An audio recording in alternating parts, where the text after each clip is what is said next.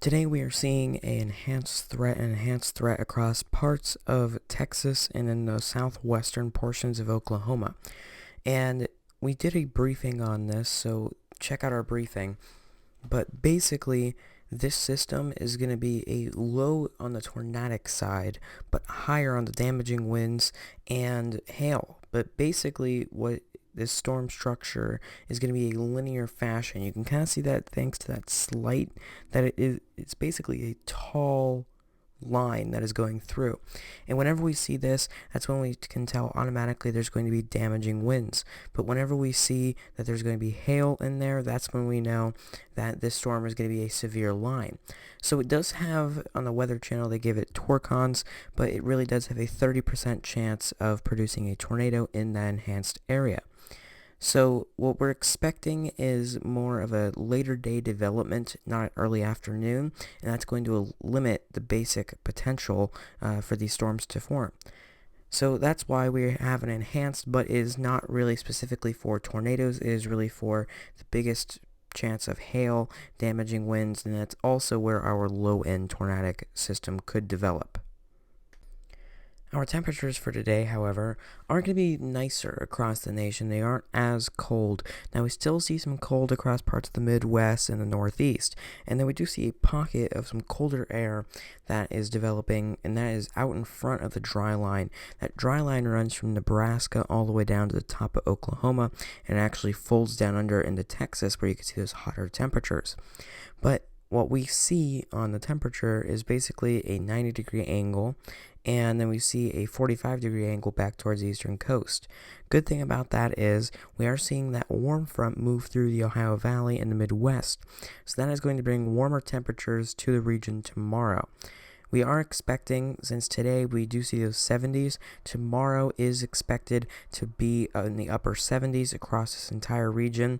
And then tomorrow we're seeing that warm front make its way completely through the northeast, and then we will see 70s and even flip-flop weather potentially return to the northeast.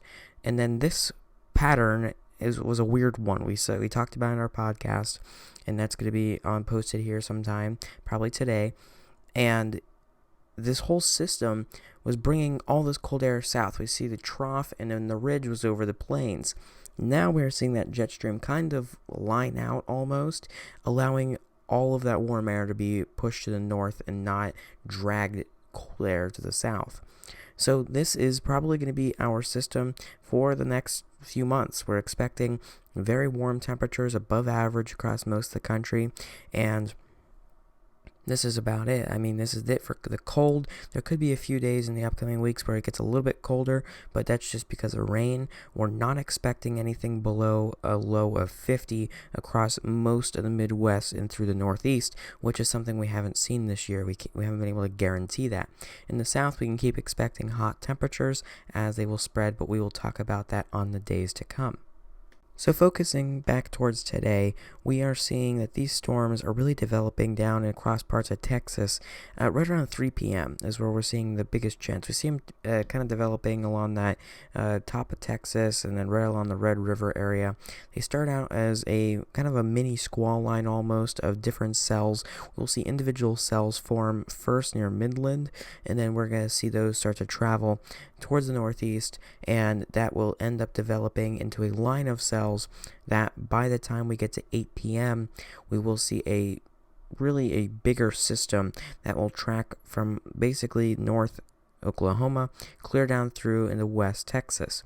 And this is going to be two individual squall lines that will eventually form into one, and then we will see the weakening of that system pretty much into the overnight hours. There will be some strengthening continuing from 11 p.m. through really 2 a.m., but we're only looking at the 11 p.m. here in this last scan. But overall, it looks like it's just going to be a evening threat. Highest threat times really from 5 p.m. clear till about midnight for portions of west and central Texas.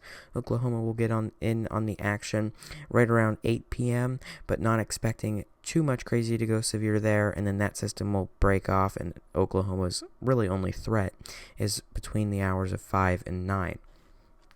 So as I mentioned, we did do a briefing on this. Feel free to check that out. It's already been posted. It was posted last night.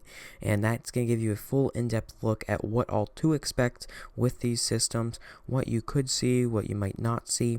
And then if you enjoyed that, come back tomorrow for tomorrow's forecast. Remember to stay safe and healthy and be weather ready.